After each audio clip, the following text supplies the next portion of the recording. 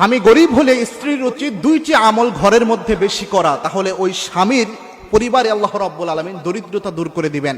মনে রাখবেন, স্ত্রীর যে রিজিক আল্লাহ রাব্বুল আলামিন দান করেন, এই রিজিক কিন্তু স্বামীর মাধ্যমে আল্লাহ রাব্বুল আলামিন দিয়ে থাকেন, কারণ উপার্জন করে স্বামী। সুতরাং কোন স্ত্রী যদি এই দুইটি আমল করে, তাহলে তার আমল নামায় তার কপালে যে আল্লাহ অজস্র রিজিকের ব্যবস্থা করে দিবেন, এই রিজিকটা স্বামীর মাধ্যমে চলে আসবে, যার কারণে স্বামীকে আল্লাহ রাব্বুল আলামিন সে সচ্ছলতা দান করবেন। এবং যেই ঘরে পড়া হয় ওই ঘরে সচরাচর অভাব হয় না। তার মধ্যে এক নাম্বার যে আমলটা, এটা আল্লাহর হাবিব সাল্লাল্লাহু আলাইহি সাল্লামের দেওয়া একটা অত্যন্ত গুরুত্বপূর্ণ একটি আমল, যেটা ইবনে মাসউদ রাদিয়াল্লাহু তাআলা আনহু তিনি নিজে করে তিনি উপকৃত হয়েছেন। ইবনে মাসউদ রাদিয়াল্লাহু তাআলা আনহু যখন অন্তিম শয্যায়, বাইহাকী শরীফে এই হাদিসটা এসেছে, ইবনে মাসউদ রাদিয়াল্লাহু তাআলা অন্তিম শয্যায় অবস্থায় ওসমান রাদিয়াল্লাহু তাআলা তাকে দেখতে গেলেন। দেখতে গিয়ে বললেন, ইবনে মাসউদ, তোমার ঘরে তো তেমন অর্থনৈতিক সচ্ছলতা ভালো নয়, আমি বাইতুল মাল থেকে কিছু অর্থ সম্পদ দিয়ে দেই, যাতে তোমার ভবিষ্যতে তোমার মেয়েরা এটা দিয়ে চলতে পারে, তাদের একটা রিজিকের ব্যবস্থা হয়। ইবনে মাসউদ রাদিয়াল্লাহু তাআলা আনহু বললেন, ওসমান, আমার এই জিনিসের কোনো প্রয়োজন নাই, কারণ আল্লাহর হাবিব সাল্লাল্লাহু আলাইহি ওয়াসাল্লামের শেখানো একটি আমল আমার কন্যাদেরকে আমি সব সময় শিক্ষা দিয়েছি। ওসমান রাদিয়াল্লাহু তাআলা আনহু বললেন, কোন আমল? ইবনে মাসউদ বললেন, আল্লাহর হাবিব সাল্লাল্লাহু আলাইহি ওয়াসাল্লাম বলেছেন, যেই ঘরের মধ্যে সূরাতুল ওয়াকিয়া পড়া হয়, সেই ঘরের মধ্যে কখনো দরিদ্রতা আসে না।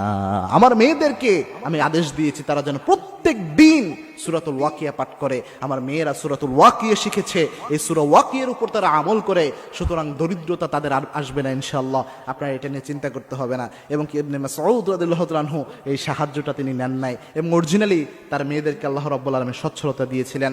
দুই নাম্বার যে আমলটা, এই আমলটা আল্লাহর হাবিব সাল্লাল্লাহু আলাইহি ওয়াসাল্লাম জানিয়েছেন, এবং কি আমলটা অরিজিনালি আল্লাহ রাব্বুল আলামিন নিজেও জানিয়েছেন। এই আমলের কারণে আল্লাহ রাব্বুল আলামিন সচ্ছলতা দান করেন, সেটা হচ্ছে ইস্তেগফারের আমল। আমরা ইস্তেগফারের আমলটা অনেকেই বুঝি না। ইস্তেগফার অনেক গুরুত্বপূর্ণ। আল্লাহর হাবিব সাল্লাল্লাহু আলাইহি ওয়াসাল্লাম ইস্তেগফারের ব্যাপারে অনেক ফজিলত বর্ণনা করেছেন। আল্লাহর হাবিব সাল্লাল্লাহু আলাইহি ওয়াসাল্লাম জানিয়েছেন, মান লাযিমাল ইস্তিগফার, ইস্তেগফারের সাথে যে ব্যক্তি লেগে থাকে, ওই ব্যক্তিকে আল্লাহ রাব্বুল আলামিন তিনটা পুরস্কার দান করেন।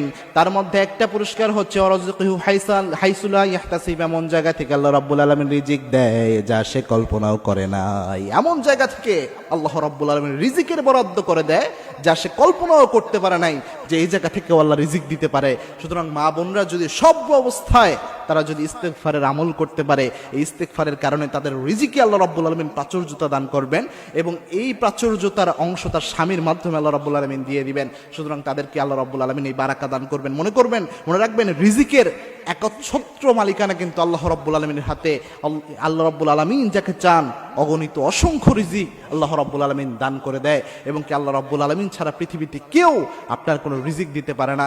সুতরাং আল্লাহ যদি কোনো ব্যক্তিকে রিজিক দিতে চায়, সে অসংখ্য রিজিকের মালিক হয়। সুতরাং এই আমলগুলো করার তৌফিক আল্লাহ রাব্বুল আলামিন আমাদের দান করুন। আল্লাহুম্মা আমিন।